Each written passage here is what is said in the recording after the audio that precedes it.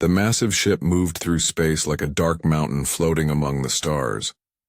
Its hull stretched for miles, covered in weapons that could turn planets into dust.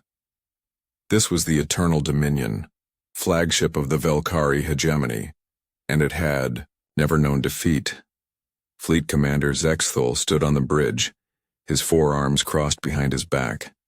His pale blue skin glowed softly in the dim light, and his large black eyes watched the stars beyond the viewing screen. For over 800 years he had served the hegemony. In all that time he had seen 1,000 species bow before their might. "Commander," called his aide Velron, approaching with quick steps. "We have received another surrender request from the Outer Rim." Zexthul turned his massive head. The Velkari were tall creatures, standing nearly 9 feet high, with long limbs and graceful movements. Their civilization had ruled 3 entire galaxies for 2,000 years. No force in known space could challenge them. "Which species this time?" Zexthul asked, his voice deep and calm. "The Corvani Republic, sir. They offer to give up their mining colonies in exchange for protection status." Zexthul made a sound that might have been laughter. "Of course they do. Send the standard terms. They may keep their homeworld if they provide us with 50% of their resources each year." "Yes, Commander." As Velron moved away, Zexthul returned his attention to the stars. This was how it always went. Species would expand into space, build their little empires, and think themselves powerful. Then they would encounter the Velkari fleet, and reality would crush their dreams. The Velkari had perfected the art of war long ago. Their ships were powered by quantum field generators that could bend space itself. Their weapons fired concentrated energy that could slice through any known material. Most importantly, their fleets were vast. The Eternal Dominion alone was accompanied by 500 other warships, and this was just one of dozens of such fleets spread across their territory. "Commander," Velron returned, this time looking puzzled. "There is something else. Our scouts report a new species expanding into Sector 7. Another primitive race seeking to play among the stars? Perhaps, but they are different. They call themselves humans. They have been establishing colonies and building ships at an unusual rate." Zexthul's eyes narrowed slightly. "How unusual?" "In the past 50 years, they have spread to over 200 worlds. Their technology appears crude compared to ours, but they are advancing quickly." 200 worlds in 50 years? Zexthul considered this. Most species took centuries to achieve such expansion. "What do we know of their military capabilities?" "Limited, sir. They use kinetic weapons mainly, and their ships are much smaller than ours. However, our long-range sensors have detected some interesting energy signatures from their newer vessels." Zexthul walked to the tactical display in the center of the bridge. The hologram showed a 3-dimensional map of their local galaxy. Red dots marked Velkari positions, while smaller blue dots showed the locations of various subject species. In Sector 7, a cluster of new green dots had appeared. "Show me their fleet movements," he commanded. The display changed, showing the paths that human ships had taken over recent months. Zexthul studied the patterns with growing interest. These humans were not expanding randomly like most young species. Their movements showed planning and coordination. "Have they responded to our standard warnings?" "We have not yet sent any, Commander. The local governors assumed they would surrender once they encountered our patrol ships. And have they?" Velron looked uncomfortable. "Sir, 3 of our patrol vessels have gone missing in that sector over the past month." Zexthul turned slowly to face his aide. "Missing?" "They stopped reporting and cannot be located. Search teams found debris fields, but the wreckage was strange. It appeared that the ships had been taken apart rather than simply destroyed." For the first time in decades, Zexthul felt something he had almost forgotten: curiosity. "Taken apart?" "Yes, sir. as if someone had carefully removed components and systems instead of engaging in normal battle. Zexthul studied the tactical display again. The human expansion routes now looked different to his experienced eye. They were not random at all. They were strategic, designed to control key star systems and resource points. More importantly, they intersected with several minor Velkari patrol routes. These humans, he said slowly, how long have they been in space?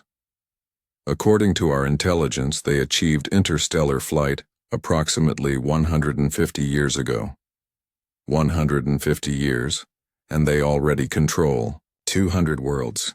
Zexthul's voice carried a note of respect that surprised even him. Most species barely leave their home systems in that time. He activated the communication system with a gesture of his primary arm. Contact Fleet Admiral Morthak. Tell him to prepare Battle Group 7 for deployment. Sir, for a simple patrol action? No, Velron. For something more interesting. Zexthul's black eyes gleamed. Send 200 ships to Sector 7. We will deal with these humans personally. 200 ships, sir? Against a primitive species? Zexthul looked at the display one more time. The green dots seemed to pulse with hidden potential. Perhaps they are not as primitive as we assume.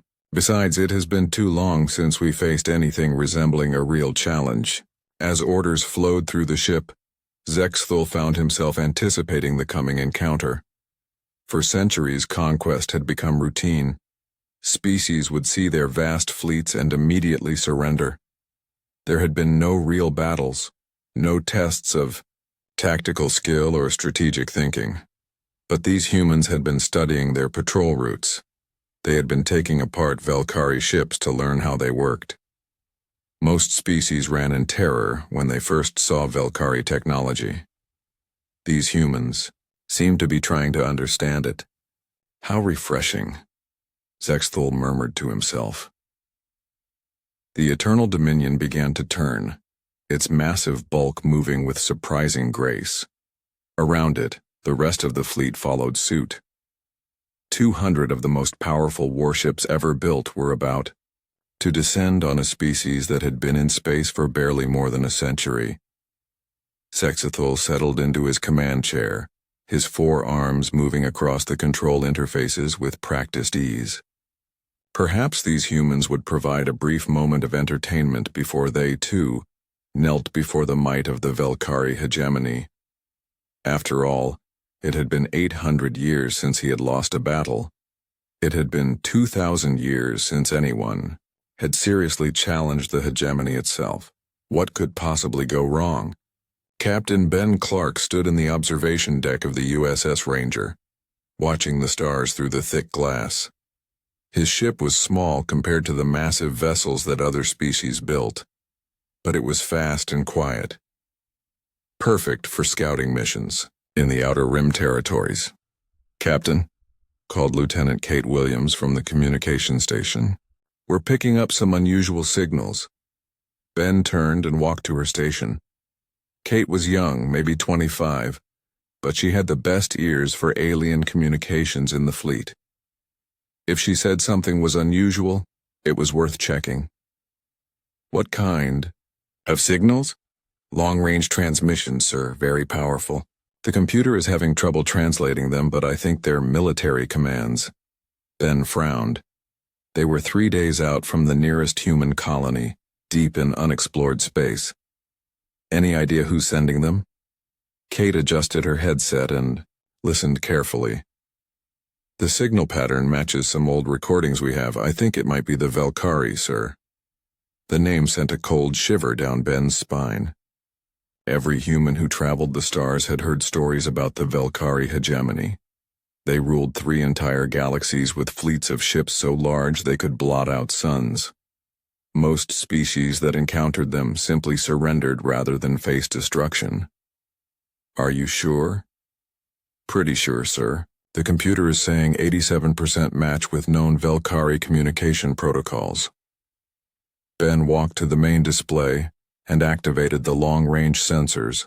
The screen showed empty space in all directions, but that didn't mean much.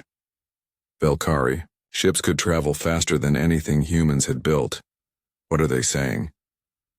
Kate listened for a few more minutes, her face growing pale. Sir, I think they're talking about us.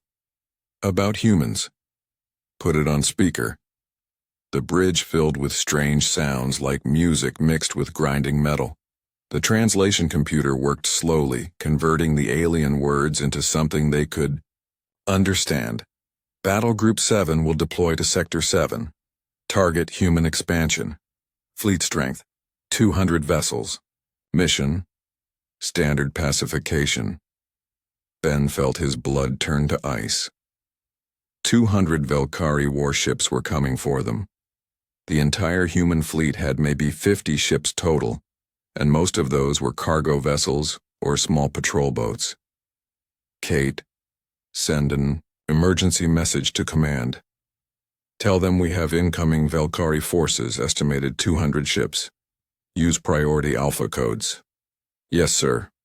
Ben activated the ship-wide communication system. All hands, this is the captain. We are reversing course. Immediately.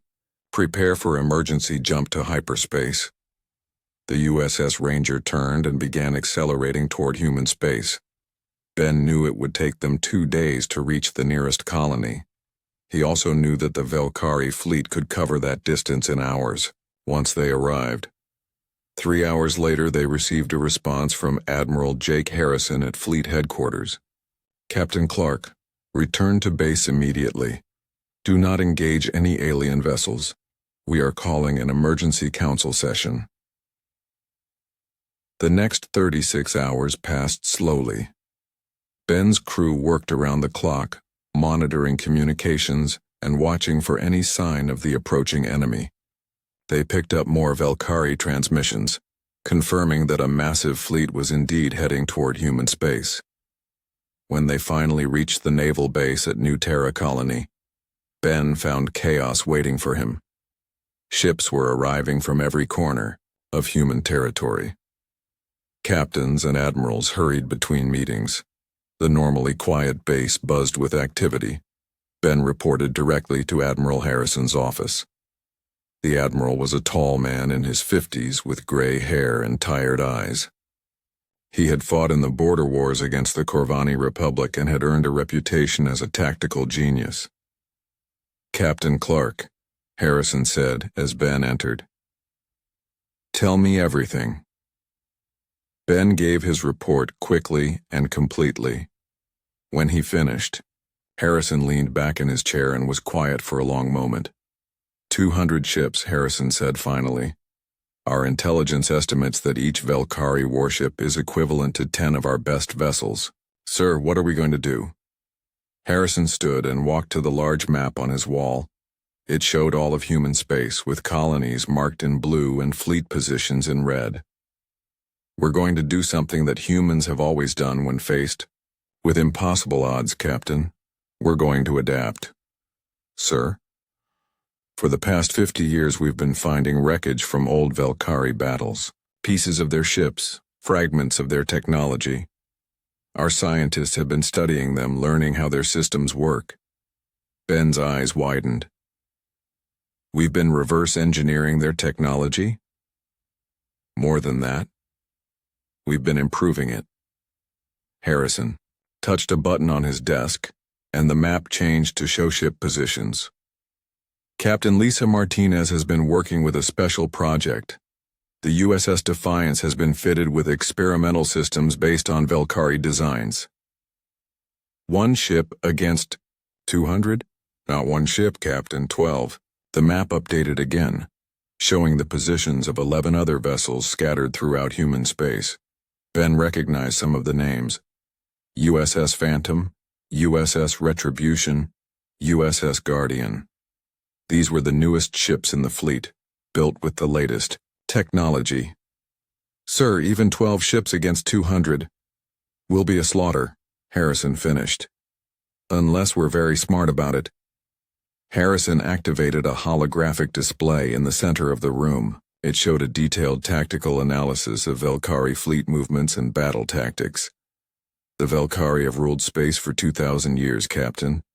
They're used to enemies that fight like they do. Big ships, direct confrontation, overwhelming firepower. And we don't fight like that? We can't afford to. Our ships are smaller and faster. We use different weapons, different tactics. Most importantly, we think differently. Ben studied the display. What do you mean? The Velkari see war as a demonstration of power. They show up with massive fleets and expect their enemies to surrender. When species do fight back, they use the same tactics the Velkari expect. Ship-to-ship combat, energy weapons, frontal assaults. And humans? Harrison smiled grimly. Humans don't play by those rules, Captain. We never have. The Admiral touched another control and the display showed human ship designs. They were sleek and angular, built for speed rather than raw power. We've been preparing for this encounter for decades, Captain. Not just building ships, but developing new ways to fight. The Velkari are about to learn that dominating galaxies isn't as effortless as they thought. Ben looked at the tactical display again. 12 human ships against 200 alien dreadnoughts. It still seemed impossible. Sir, what makes you think we can win? Harrison's smile widened. Because, Captain Clark, they're expecting us to fight fair, and humans have never been very good at fighting fair. The Admiral dismissed Ben and called for his senior staff. As Ben walked through the base, he could see the preparations being made. Ships were being loaded with new types of weapons he didn't recognize. Pilots were practicing maneuvers that seemed to defy physics. Whatever Admiral Harrison had planned, it was going to be unlike anything the galaxy had ever seen. The Velkari were coming, expecting another easy conquest. They were about to meet humanity for the first time. Ben just hoped they were ready for what humans could do when their backs were against the wall. The Velkari fleet dropped out of hyperspace like thunder rolling across the sky. 200 massive warships appeared in perfect formation, their hulls gleaming in the light of the nearby star. Each vessel stretched for miles, bristling with weapons that could crack moons in half. Fleet Commander Zexthal stood on the bridge of the Eternal Dominion, watching the tactical display with satisfaction. The human colony of New Terra lay directly ahead, a small blue world surrounded by orbital stations and defensive platforms. Sir, reported Velron, we are detecting 12 human vessels in the system. 12? Zexthal's 4 eyes focused on the display. Against 200 of ours? Yes, sir. They appear to be maintaining position near the planet's outer moon.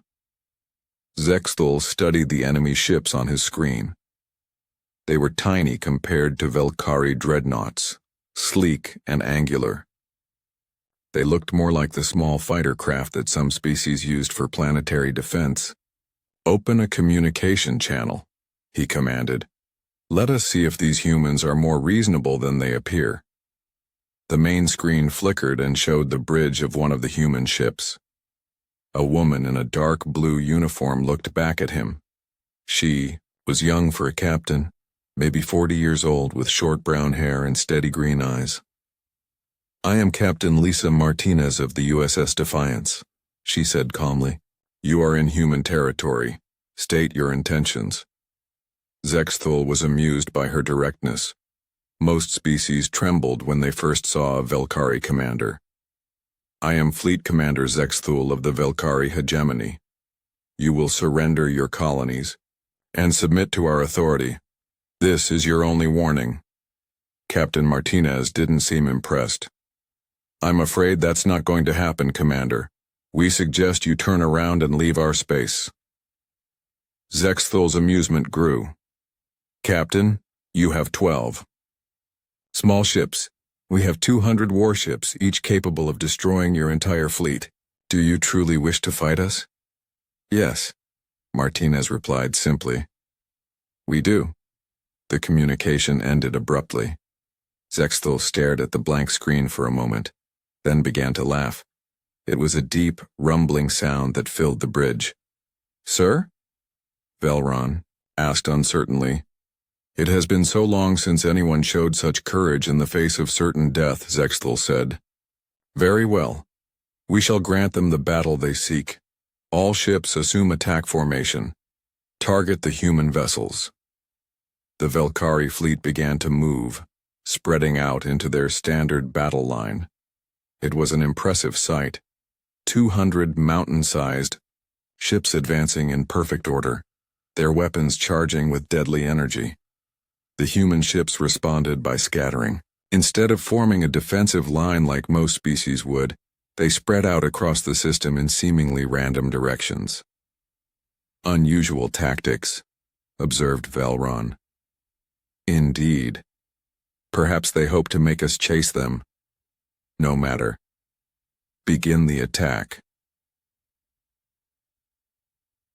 The first wave of Velkari energy beams lanced out across space, brilliant streams of blue light that could vaporize asteroids. But when the light faded, the human ships were no longer where they had been.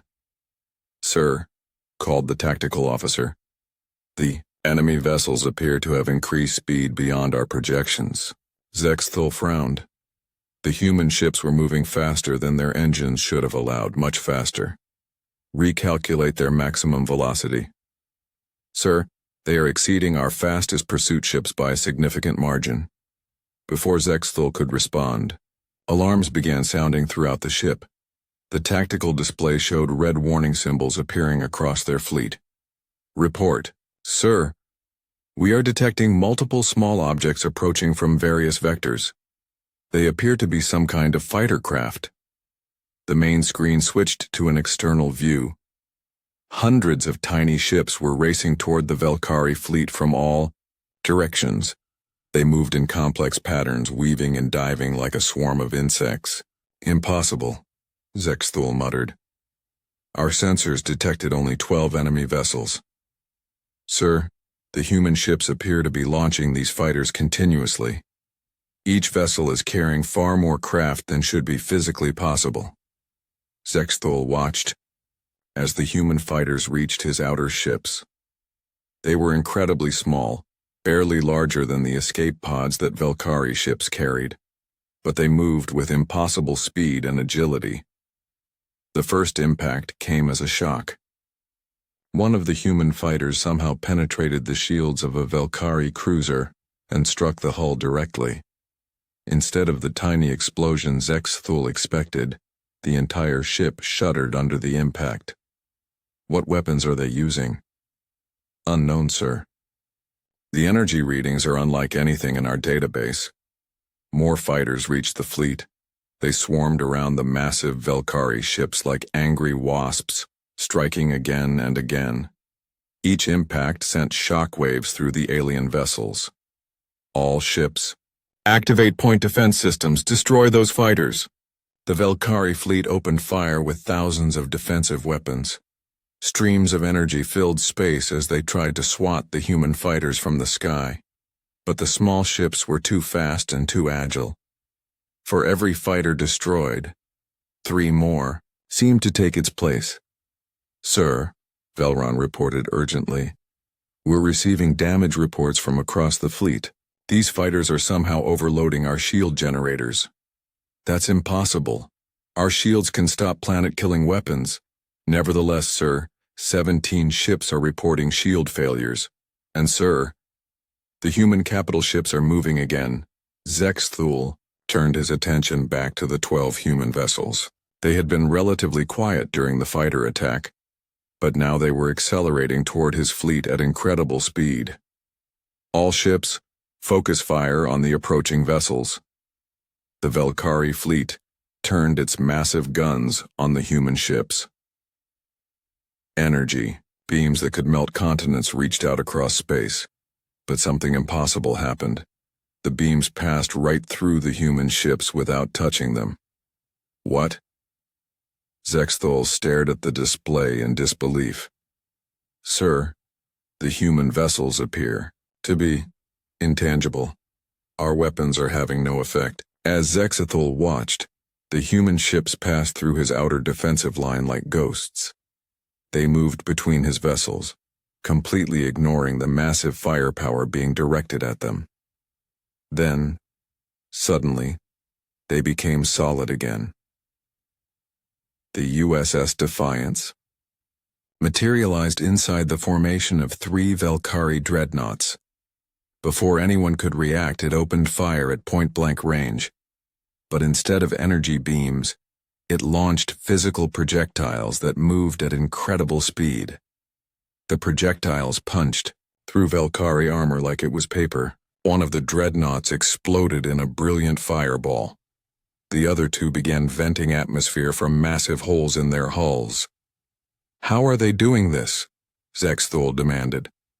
"Sir, I believe they are using our own technology against us. The phase shifting appears to be based on our quantum field generators, but somehow modified."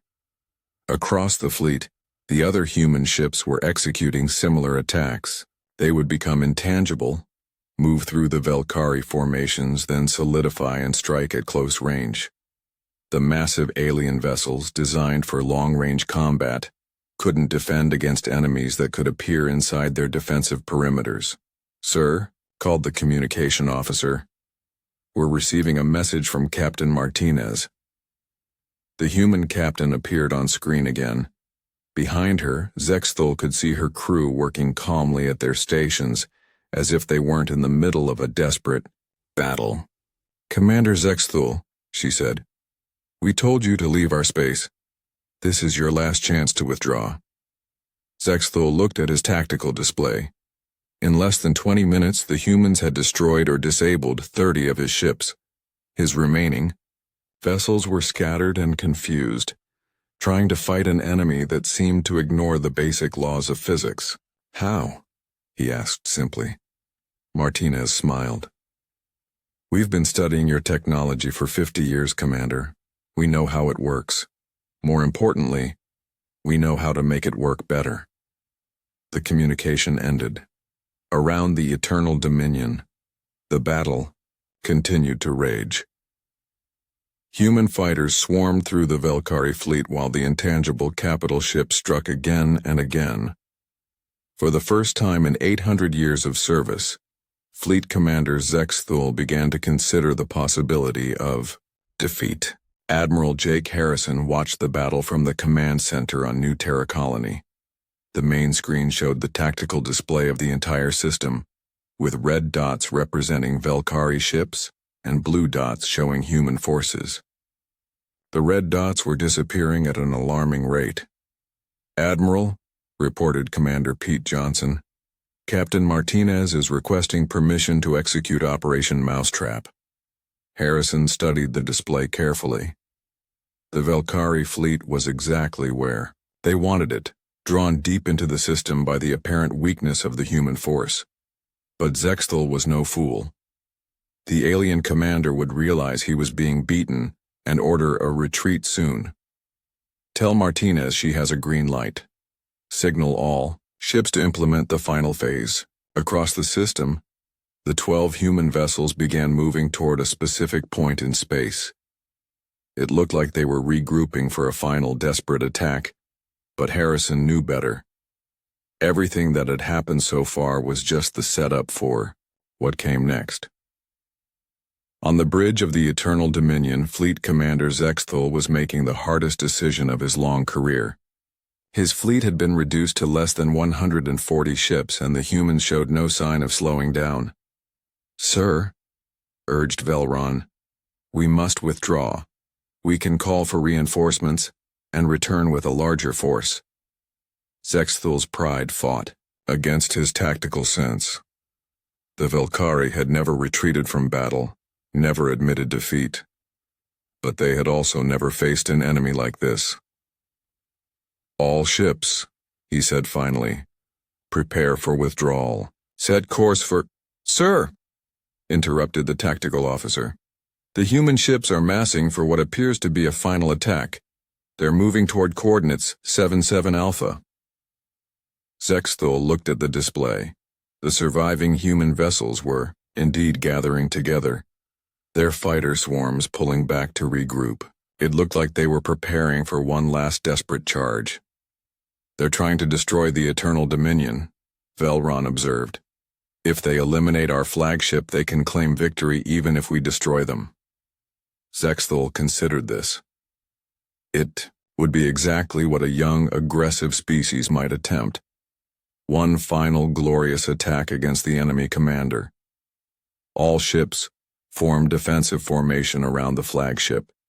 If they want to die gloriously, we shall accommodate them. The remaining Velkari vessels moved to protect their commander's ship, their massive guns trained on the approaching human force, ready to eliminate the threat once and for all. But as the fleets closed to combat range, something unexpected happened. The human ships didn't attack. Instead, they activated some kind of device that sent out a massive pulse of energy. "What are they doing?" Zexthul demanded. His answer came from an unexpected source. The nearby moon of New Terra, a barren rock that had been ignored by both sides during the battle, suddenly began to glow. "Sir," called the science officer, his voice filled with panic. "The moon is destabilizing. Its gravitational field is collapsing." Zexthul stared at the display in horror as he realized what the humans had done. They hadn't been trying to regroup for an attack. They had been positioning his entire fleet in a specific location. The moon began to tear itself apart. Massive chunks of rock and metal flew in all directions as its gravity well collapsed and reformed in impossible patterns. But worse than the debris was what happened to space itself. Artificial gravity fields began forming throughout the system, pulling and twisting at anything nearby. The massive Velkari ships, designed for the empty void of deep space, found themselves caught in gravitational currents that dragged them in different directions. "Emergency power to engines," Zexthul ordered. "All ships break formation and escape the gravity wells." But it was too late. The human ships, smaller and more maneuverable, darted between the gravity fields like dolphins swimming through ocean currents. The Velkari dreadnoughts, massive and unwieldy, were trapped like whales caught in fishing nets. Captain Lisa Martinez watched from the bridge of the USS Defiance as the enemy fleet struggled against forces they couldn't fight. Her ship rode the gravity waves with ease, its modified systems allowing it to navigate the chaotic space. "Tony," she called to her chief engineer, "how are our gravitational generators holding up?" Chief Engineer Tony Rodriguez checked his instruments. "All green, Captain. We can maintain this field for another 6 hours if needed." "That should be more than enough time." Martinez activated the communication system and sent a message to the trapped Velkari fleet. "Fleet Commander Zexthul, this is Captain Martinez. Your ships are caught in an artificial gravity trap. Your weapons cannot target us effectively and your engines cannot break free. I'm offering you one final chance to surrender." On the Eternal Dominion, Zexthul listened to the human offer with growing admiration. These creatures had not simply outfought his fleet. They had outsmarted it completely. "How did you do this?" he asked. Martinez appeared on his main screen. "The same way we did everything else, Commander. We studied your technology and made it better. Those quantum field generators you use for FTL travel, we figured out how to use them to manipulate gravity on a massive scale." Zexthul looked around his bridge. His crew was working frantically to free their ship from the gravity trap, but it was hopeless. The human device had turned the very fabric of space against them. "But the moon," he said. "You destroyed an entire moon to create this trap." "It was already scheduled for mining operations," Martinez replied casually. "We just accelerated the process and added some gravitational focusing equipment." The alien commander was quiet for a long moment. When he spoke again, his voice carried a note of respect. "You planned this entire battle, didn't you?" Everything from the beginning was designed to bring us to this location. From the moment we detected your fleet leaving your territory, Martinez confirmed. We've been preparing for this encounter for decades, Commander. We knew eventually we would meet the Velkari. We wanted to make sure the meeting went our way. Around the Eternal Dominion, more Velkari ships were succumbing to the gravitational forces. Some were being pulled apart by tidal stresses. Others collided with debris from the destroyed moon. A few managed to break free only to find themselves targeted by the still mobile human vessels. Sir, Velron said quietly, we have lost over 60% of our fleet. If we continue fighting, we will lose everything. Zexthul nodded slowly. In 800 years of service, he had never faced a defeat like this. But he had also never encountered an enemy that showed such tactical brilliance. Attention, human vessels, he said into the communication system. This is Fleet Commander Zexthul. The Velkari fleet surrenders. The words felt strange in his mouth. No Velkari commander had spoken them in over 2,000 years. The gravity fields began to dissipate as the human ships powered down their devices. Velkari vessels that had been trapped suddenly found themselves free to maneuver again. Commander, Martinez said, you fought with honor. Your surviving ships are free to return to your territory. But you should know that this system is now under human protection. Zexthul looked at his tactical display one more time. Fewer than 80 ships remained from his fleet of 200. The humans had accomplished something that no species in 3 galaxies had managed to do. They had defeated the Velkari hegemony in open battle. As his surviving ships began to withdraw, Zexthul found himself wondering what other surprises these remarkable creatures might have in store for the galaxy. The news traveled faster than any ship. Within days, every species in 3 galaxies knew that the impossible had happened. The Velkari hegemony, rulers of space for 2,000 years, had been defeated by a species that had barely been exploring the stars for a century and a half. President Carl Mitchell stood in the council chambers on Earth, reading reports from across human space. Colony worlds that had been preparing for evacuation were now celebrating. Trade ships that had been hiding in deep space were returning to their roots. Most importantly, other alien species were sending diplomatic messages for the first time in generations. Mr. President, said his aide, bringing him another stack of communications, we have formal contact requests from 17 different species. The Corvani Republic wants to discuss a trade agreement. The Theta Centauri Alliance is offering military cooperation. Even some former Velkari client species are reaching out. President Mitchell nodded. This was what they had hoped for, but hadn't dared to expect. The defeat of the Velkari hadn't just secured human territory. It had shattered the power structure that had kept hundreds of species under alien rule. Any word from the Velkari themselves? Yes, sir. Fleet Commander Zexthul has requested a personal meeting. He says he comes as an individual, not as a representative of the hegemony. This was interesting. Mitchell had read the battle reports and knew that Zexthul had shown honor even in defeat. Perhaps there was an opportunity here. Set up the meeting. Neutral ground. Make sure Admiral Harrison is present. 3 days later, Mitchell found himself sitting across a table from the alien commander who had once controlled fleets capable of destroying solar systems. Zexthul looked older somehow, his pale blue skin less vibrant than in the recorded communications from the battle. President Mitchell, Zexthul said in careful English, I come to discuss the future. I'm listening. The alien leader gestured with one of his 4 arms. The hegemony is in chaos. News of our defeat has sparked rebellions on dozens of worlds. Our outer territories are declaring independence. Some of our own commanders are refusing. Orders. Admiral Harrison leaned forward. And you want our help to restore order? No, Admiral. I want to prevent a catastrophe. Zexthol's large black eyes fixed on both humans. For 2,000 years, the hegemony has maintained peace through strength. With that strength broken, old conflicts are erupting everywhere. Species that have hated each other for centuries are preparing for war. Trade routes are collapsing. Entire sectors may descend into anarchy.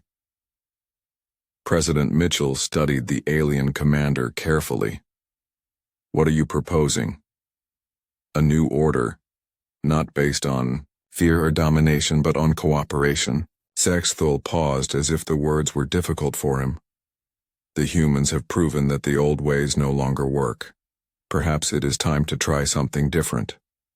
You're talking about giving up Velkari rule? I am talking about evolution, President. Mitchell, your species defeated us not through superior firepower but through superior thinking. You adapted our own technology and used it in ways we never imagined. You planned not just for battle but for victory. Admiral Harrison nodded slowly. You're right about the chaos. Our intelligence reports are showing fighting in at least 12 sectors. But why come to us? We're still a young species by galactic standards. Zexthol made a sound that might have been laughter. Admiral, 3 days ago you proved that age means nothing. Your species accomplished in one battle what no one else managed in 2 millennia. The three leaders spent the next several hours discussing possibilities. By the end of the meeting, they had outlined a plan that would have seemed impossible just a week earlier. 6 months later, the first Galactic Council convened on the neutral world of Haven Station. Representatives from over 200 species gathered to establish new rules for interstellar relations. Ambassador Linda Scott stood at the podium, addressing the assembled delegates. As the first human to serve as council secretary, she carried the hopes of not just humanity, but all the species seeking freedom from the old imperial systems.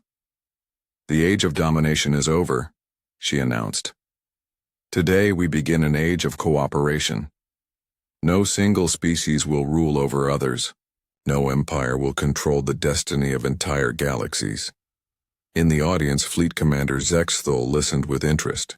He now served as military advisor to the Council, helping to coordinate peacekeeping efforts across former hegemony territory.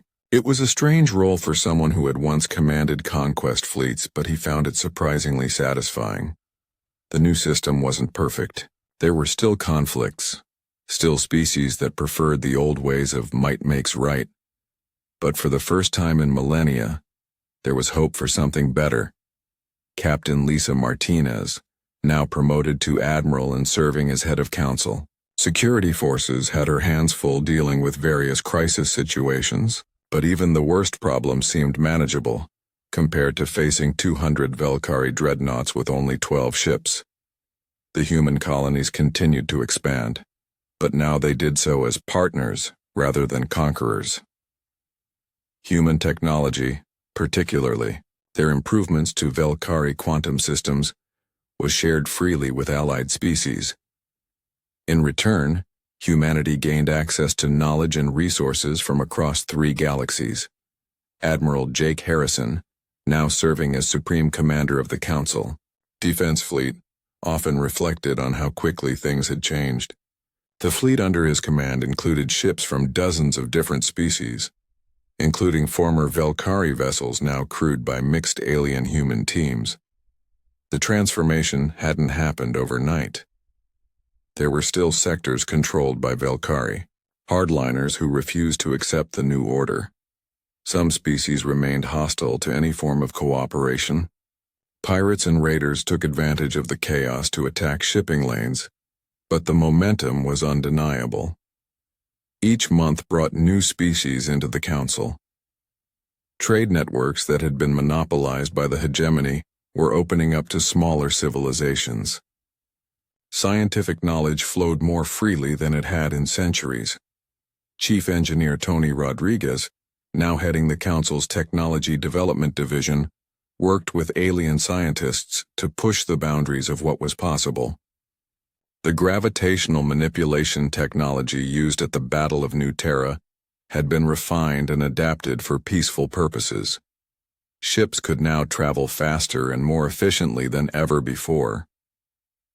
Dr. Amy Foster led joint research teams studying the fundamental nature of space and time itself. The combination of human creativity and alien knowledge was producing breakthroughs that neither species could have achieved alone.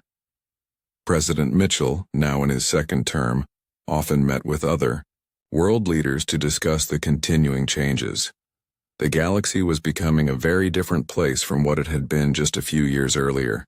"Do you ever wonder," he asked Admiral Harrison during one of their regular briefings, "what would have happened if we had simply surrendered when the Velkari fleet arrived?" Harrison smiled. "I think we both know the answer to that, sir. We wouldn't be human if we had surrendered." "No," Mitchell agreed, "we wouldn't." Outside the windows of the presidential office, ships from a dozen different species could be seen docking at the orbital stations above Earth. Trade vessels, diplomatic shuttles, scientific research ships, and patrol craft worked together to maintain the peace that humanity had helped create. The Velkari had dominated galaxies effortlessly for 2,000 years.